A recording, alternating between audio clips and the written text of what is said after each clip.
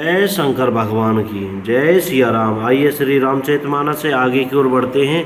भगवान श्री रामचंद्र जी श्री भरत जी और अयोध्या वासियों से मिल रही हैं। ऐसा संवाद चल रहा है। उन्होंने लक्ष्मण जी सहित पल भर में सब किसी से मिलकर उनके दुख और कठिन संताप को दूर कर दिया। श्री रामचंद्र जी के लिए यह कोई बड़ी बात नहीं है। जैसे करोड़ों घड़ों में एक ही सूर्य की पृथक पृथक छाया प्रतिबिंब एक साथ ही दिखती है। समस्त प्रवासी प्रेम में उमंग कर केवट से मिलकर उसके भाग्य की सराहना करते हैं। श्री रामचंद्र जी ने सब माताओं को दुखी देखा, मानो सुंदर लताओं की पंक्तियों को पाला मार गया हो।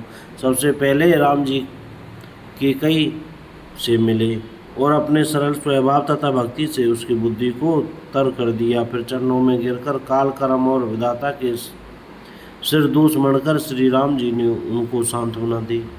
फिर श्री रघुनाथ जी सब माताओं से मिले। उन्होंने सबको समझा बुझाकर संतोष कराया कि हे माता, जगत ईश्वर के अधीन है, किसी को भी दोष नहीं देना चाहिए। फिर दोनों भाइयों ने ब्राह्मणों की स्त्रियों सहित जो भरत जी के साथ आई थी, गुरु जी की पत्नी अरुंधति जी के चरणों की वंदना की और उन सबका गंगा जी तथा गौरी जी के समान सम्मान किया। वे सब आनंदित होकर कोमल वाणी से आशीर्वाद देने लगीं। तब दोनों भाई पैर पकड़कर सुमित्रा जी की गोद में जा चिपटे, मानो किसी अत्यंत दरिद्र को संपत्ति से भेंट हो गई हो। फिर दोनों भाई माता कौशल्या जी के चरणों में गिर पड़े। प्रेम के मारे उनके सारे अंग स्थिल हैं। गुरु जय सिया राम।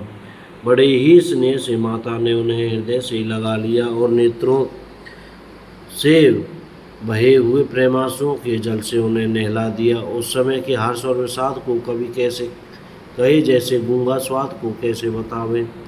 श्री रघुनाथ जी ने छोटे भाई लक्ष्मण जी सहित माता कौशल्या से मिलकर गुस्से से कहा कि गुरु से कहा कि आश्रम पर पधारिए।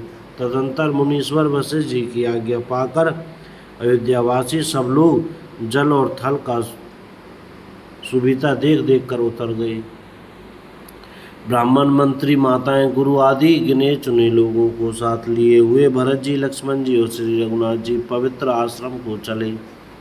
सीता जी आकर मुनि श्रेष्ठ वशिष्ठ जी के चरणों लगी और उन्होंने मनमांगी उचित आशीष पाई। फिर मुनियों की स्त्रियों सहित गुरुपत्नी अरुंधति जी से मिली। उनका जितना प्रेम था वह कहा नहीं जाता।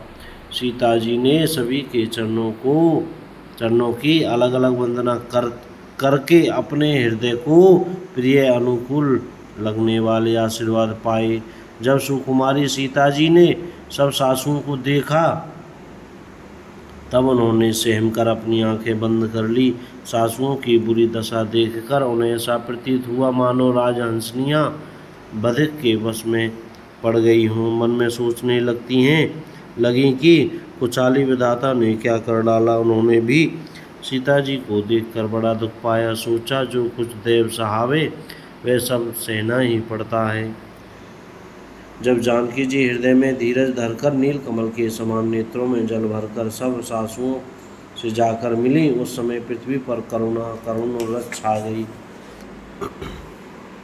सीता जी सबके पैरों लग कर अत्यंत प्रेम से मिल रही हैं और सब सासुएं स्नेहवश हृदय से आशीर्वाद दे रही हैं कि तुम सुहाग से भरी रहो, अर्थात सदा सौभाग्यवती रहो। सीता जी और सब रानियाँ स्नेह के मारे व्याकुल हैं। तब ज्ञानी गुरु ने सबको बैठ जाने के लिए कहा। फिर मुनिनाथ वशिष्ठ जी ने जगत की गति को मायक कहकर, अर्थात जगत माया का है, इसमें कुछ भी नित्य नहीं है, ऐसा कहकर कुछ परमार्थ की कथाएं बातें कहीं। तदंतर वशिष्ठ जी ने राजा दशरथ जी के स्वर्ग गमन की बात सुनाई, जिसे सुनकर रघुनाथ जी ने दुसह दुख पाया और अपने प्रति उनके स्नेह को उनके मरने का कारण विचार कर धीर धुरंधर श्री रामचंद्र जी अत्यंत व्याकुल हो गए। वज्र के समान कठोर कड़वी वाणी सुनकर लक्ष्मण जी, सीता जी और सब रानियाँ विलाप करने लगी। सारा समाज शोक से अत्यंत व्याकुल हो गया, मानो राजा आज ही मरे हों।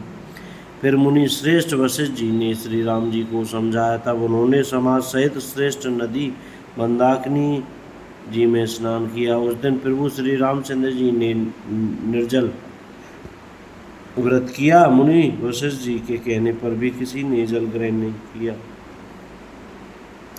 दूसरे दिन सवेरा होने पर मुनि वशिष्ठ जी ने श्री रघुनाथ जी को जो आज्ञा दी वह सब कार्य प्रभु श्री रामचंद्र जी ने श्रद्धा भक्ति सहित आदर के साथ किया।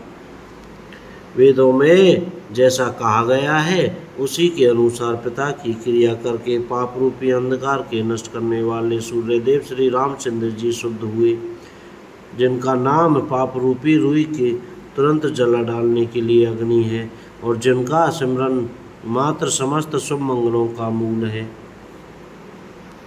वे नित्य शुद्ध बुद्ध भगवान श्री राम जी शुद्ध हुए। साधुओं की ऐसी सम्मति है कि उनका शुद्ध होना वैसे ही है जैसा तीर्थों के आह्वान से गंगा जी शुद्ध होती है। गंगा जी तो स्वभाव से ही शुद्ध है, उनमें निज तीर्थों का आवाहन किया जाता है, उल्टे वे ही गंगा जी के संपर्क में आने से शुद्ध हो जाते हैं। इसी प्रकार सच्चिदानंद रूप श्री राम तो नित्य शुद्ध हैं, उनके संसर्ग से कर्म ही शुद्ध हो गए।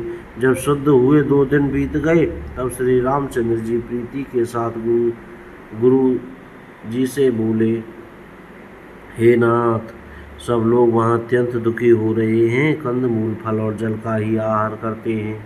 भाई शत्रुघ्न सहित भरत को, मंत्रियों को, सम्माताओं को देखकर मुझे एक एक पल युग के समान बीत रहा है। अतः सबके साथ आप अयोध्यापुरी को पधारिए, लौट जाइए। आप यहाँ हैं, राजा अमरावती स्वर्ग में है, अयोध्या सूनी है, मैंने बहुत कह डाला, यह सब बड़ी ठिड़ाई की है। हे गोसाई, जैसा उचित हो वैसा ही कीजिए। वशिष्ठ जी ने कहा, हे राम, तुम धर्म के सेतु और दया के धाम हो, तुम भला ऐसे क्यों न कहो, लोग दुखी हैं, 2 दिन तुम्हारा दर्शन कर शांति लाभ करने। श्री राम जी के वचन सुनकर सारा समाज भयभीत हो गया, मानो बीच समुद्र में जहाज डगमगा गया हो। परंतु जब उन्होंने गुरु वशिष्ठ जी की श्रेष्ठ कल्याण मूलक वाणी सुनी तो उस जहाज के लिए मानो हवा अनुकूल हो गई हो। बोलो जय सिया राम। कोई गलती हो गई हो तो क्षमा करो।